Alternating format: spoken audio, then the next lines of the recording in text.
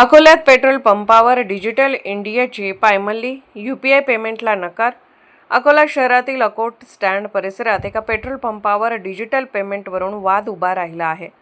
दी अकोला तालुका सहकारी शेतकी खरेदी विक्री समिती मर्यादित संचलित या पेट्रोल पंपावर यूपीआय आणि ऑनलाईन पेमेंट सरळ नाकारले जात आहे।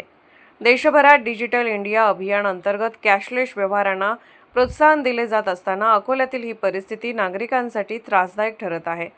स्थानिक नागरिकांच्या मते अचानक कॅशची मागणी केल्याने मोठी गैरसोय होत आहे। अनेक वेळा लोकांना पेट्रोल न भरताच परत जावे लागत आहे। या प्रकरणात जिल्हाधिकारी वर्षा मीना आणि संबंधित विभागाकडे कारवाईची मागणी होत आहे। आता प्रशासन याकडे किती गांभीर्याने पाहते आणि नागरिकांना डिजिटल सुविधा मिळणार का हे पाहणे महत्त्वाचे ठरणार आहे। महाराष्ट्र टुडे मराठीसाठी ब्युरो रिपोर्ट समीर खान, अकोला।